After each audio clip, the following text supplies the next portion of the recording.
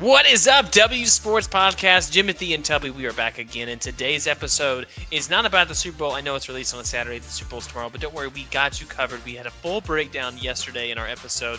You can go back on our YouTube page, make sure you watch that one. You can even listen to it on Apple Podcasts. That's right, we did release that one on Apple Podcasts, Spotify, all those places. But today's episode, we're just going to bring you up to date on all things sports. We got NBA trade deadline. We got MLB baseball coming just down the road. But who knows? Maybe a couple other random things sneak their way into the show today. But Tubby, welcome back to the show. What's up? Yeah, it was an eventful week. NBA trade deadline was a little crazy. Yeah, there was one a couple years ago that was pretty wild, and it felt like every single player got moved. Yeah. This one was wild for a different reason because no one saw this coming. Obviously, the Luka Doncic trade happening. Holy crap! Like you are a Mavs fan. You've been a Mavs fan as long as I've known you, Tubby, and to see this happen, wow. Yeah, I texted you. I was like, "There's no way this is real." I legit thought it was April 1st. 100%. Yeah, I was with everyone else, and I was like, "There's no way this trade just happened." Sham's Twitter had to have been hacked. And then he's like, "No, yes, this is real." And I'm like, "I still believe that you've been hacked." And then all of a sudden it was like, Mark Stein, from NBA starts putting it out there. ESPN releases it. I was like, holy cow, this is actually real. Yeah. And here we are. And I cannot find a way to spin this. I know Shaq tried to spin this really well. He got some pushback on that, but I can't find a way to spin this. This was a better deal, even in the short term, long term, whatever you want to say for them. Even if you do tell me that you're worried about his conditioning and his health long term, you're telling me that you're not worried about that with Anthony Davis, right? What are we talking about? Yeah, and that's what people are like. Oh, Luka's so injury prone. I'm like, on average, he plays more games a year in his career than Anthony Davis has ever at any point in his career. Mm-hmm. Besides this year, where he probably won't hit the mark that he typically hits, he usually plays about 66 games a year, which isn't the best. It means you're still missing 16 games throughout the season. But Anthony Davis hasn't played over 56 games, or he's played over 56 games twice in the last 7 years. Yeah. I mean, you're worried about a guy's conditioning, but you're not worried about a guy that can't stay on the court. Yeah, it doesn't make sense to me. I do think Anthony Davis, he's really, really good. Yeah. 25 and 11 is no joke. Like that's what he averages, or 25 and 12 it's really good. But I don't know. I don't know, man. I just don't know. I cannot spin this anyway. I think Luka and the Lakers are in a much better spot moving forward. I think does this actually make the Lakers a legit contender in your eyes, though? In my mind, it does not. Yeah, no, I don't think they have enough depth, especially in the front court. I know they traded for Mark Williams, which that helps because he's a great defender, but the front court's not great. Rui's, been super inconsistent this year, and outside of Mark Williams, now you don't have much front court depth because you just traded your best defensive player on the team. Yeah, and in the Luka trade. So, yeah, I don't know. I know Brian Windhorst. He put something out there. Like the next day, I guess he's like, I guess the relationship between Nico Harrison and Luka Doncic was more fractured than most people knew, which didn't go into detail what exactly it was. But still, I'm like, I don't understand it at all.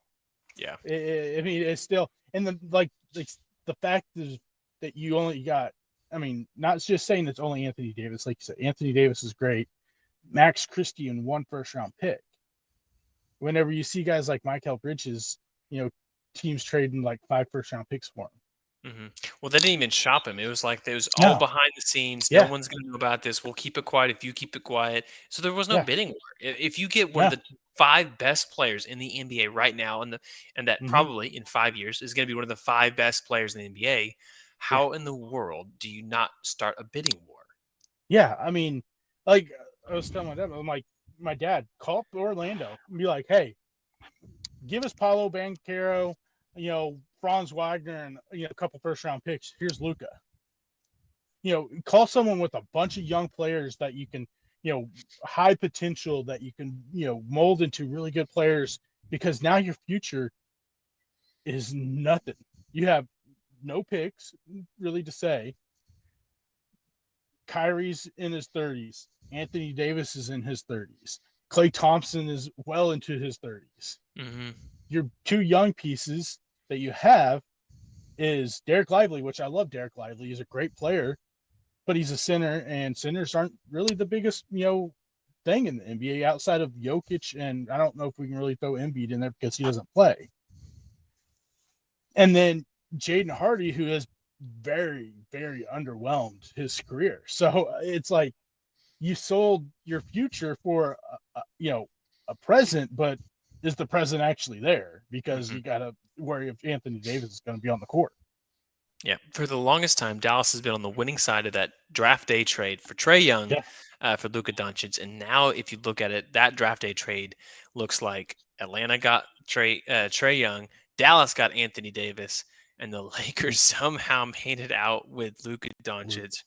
I don't think that in that draft day trade that you ever would have told a Mavs fan that they would have finished third, and they did finish third. Now, something interesting from that draft. 9 of the top 10 players in that draft have been traded at least once, including draft day.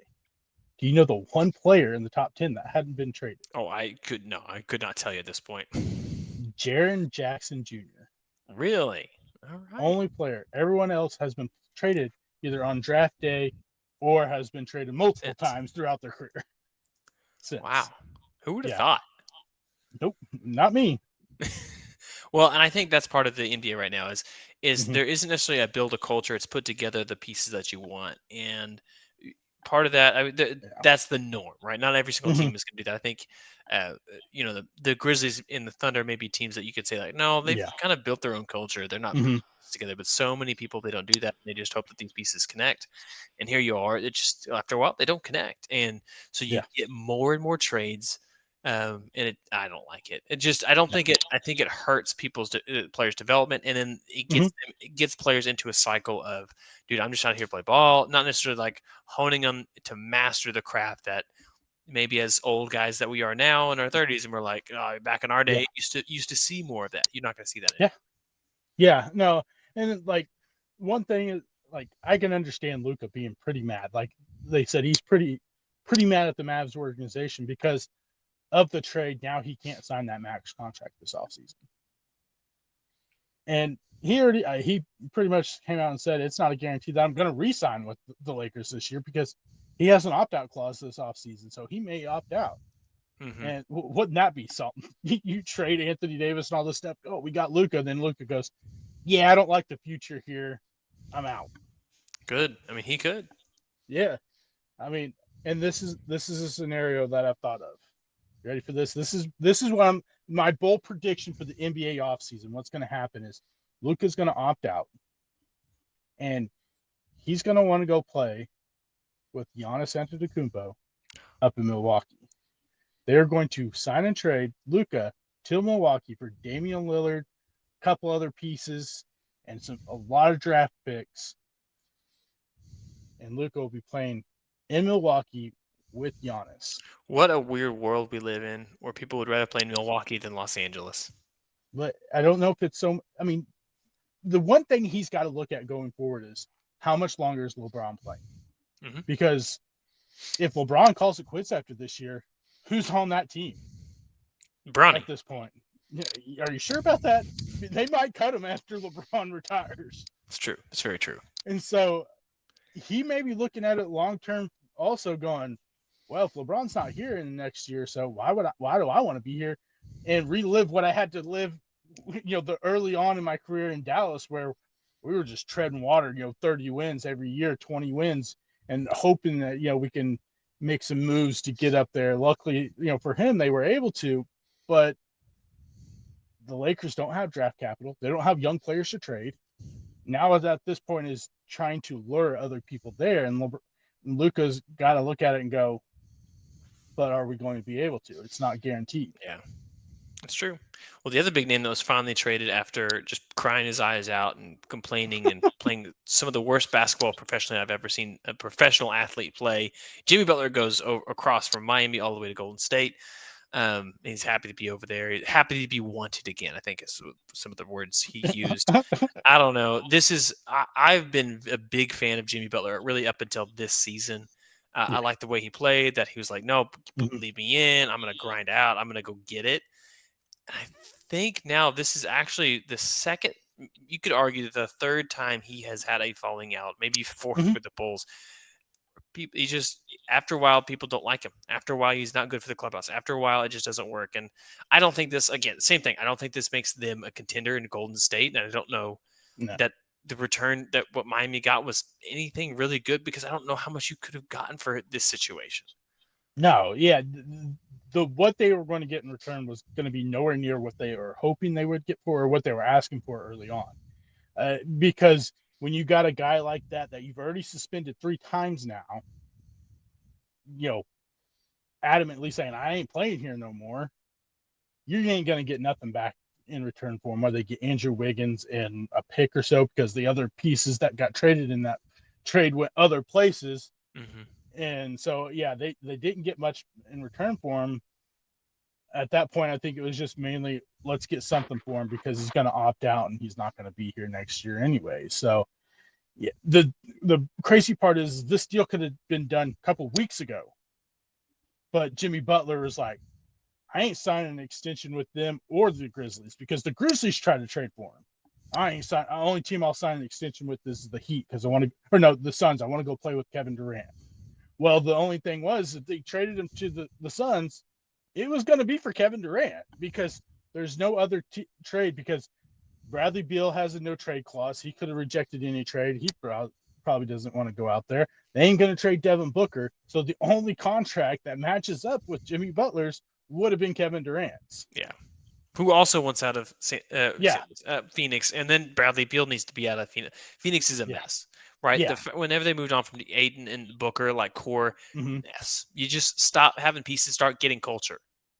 And this is what I've been saying. Kevin Durant and is the problem. He's and the Mavs were like, oh, we're gonna trade for Kevin Durant. And I'm like, please don't. Please don't. You already made one stupid trade. Don't go and make another one. Yeah, I agree, and I think it's really frustrating, and I think the other piece, like Bradley Beal, I think he can put up numbers on a really bad team. How many competitive teams has he legitimately been on? I don't think he's that guy. I think he's hyped up because you know what? Reggie Jackson was good with the Pistons. Sometimes you got to have a really good player on a really bad team. Yeah, definitely.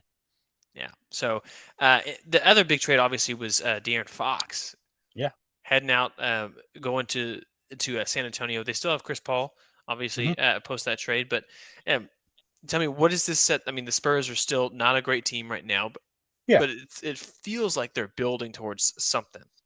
Yeah, they definitely are. I mean, anytime you got a guy like Wembanyama on the team, you're building towards something.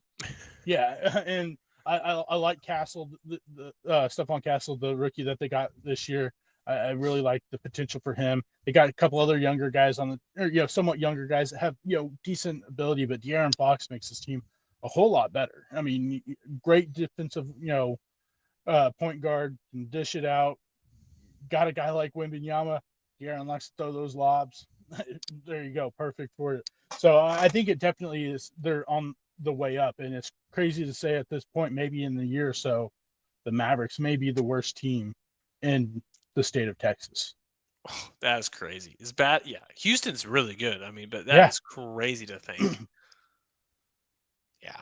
All right. Well, let's go.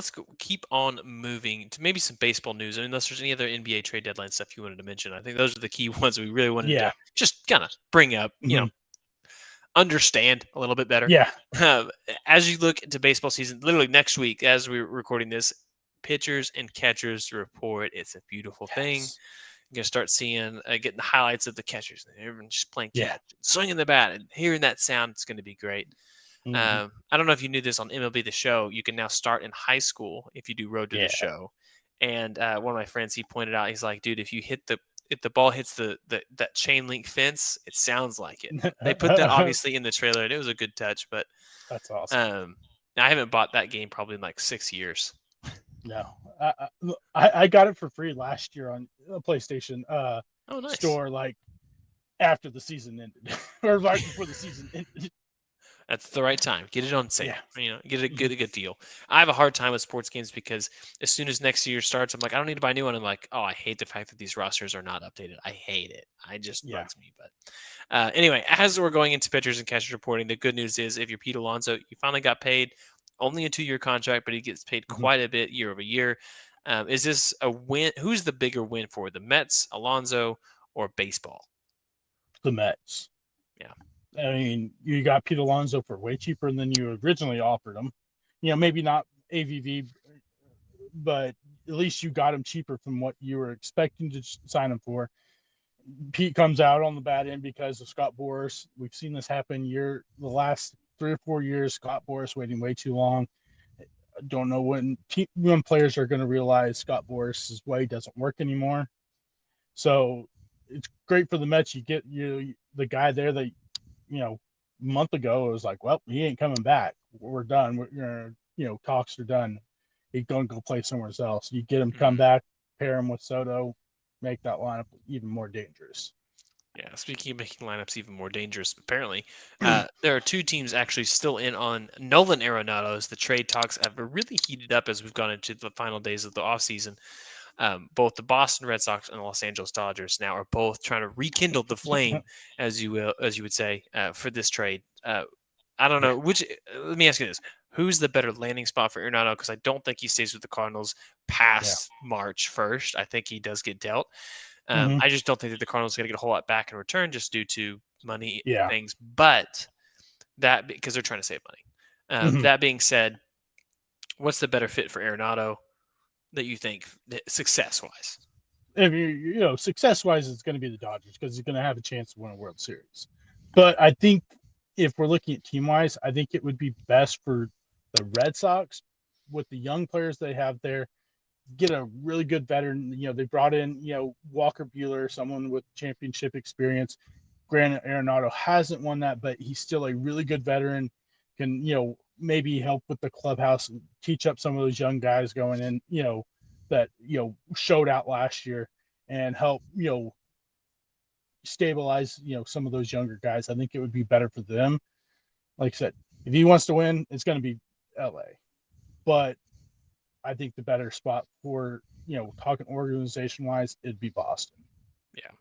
I kind of agreed the same thing. It's the depth piece to Los Angeles would be absolutely wild. Yeah. Trying to shift the pieces over around the infield, DHing, and all those kind of things for Boston's would be kind of a mess too. But I think Hmm. they can figure it out. Some people maybe Yeah. forget, but they still have Trevor Story apparently supposed to be back at some point this year. I don't know why they're counting What? on it. I know it reminds me of Troy Tulowitzki. Like, okay, Yeah. we're just done. Like, I'm sorry, it stinks. It's done. The outside of that, Jack Flaherty gets re-signed, goes back Yeah. to Detroit Tigers. I think this is a great signing for the Tigers. A shorter Yeah. deal. Again, I still think people aren't quite sure if they can believe it or not. But Yeah. the Tigers and him had success last year, and the Tigers are on the way up. And if you look at this division, sorry, I don't want to jump ahead and Hmm. I want to get No, your you're thoughts. good. But if you look at this division, you see a Twins team that has been pretty stagnant.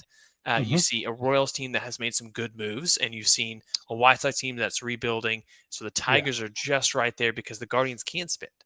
I mean, just Yeah. look at this team, the Tigers and the Royals. Yeah. It was a great move for the Tigers.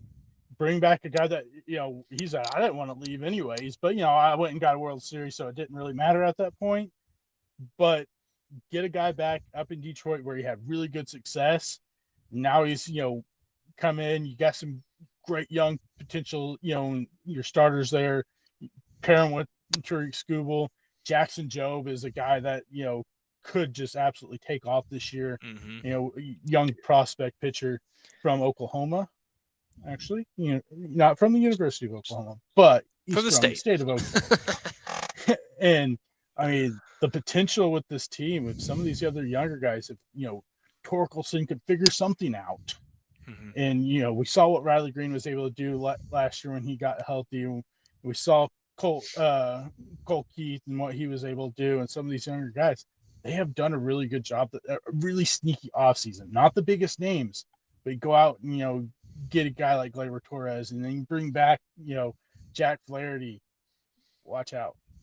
I do like this a ton. It's we're shaping to be this.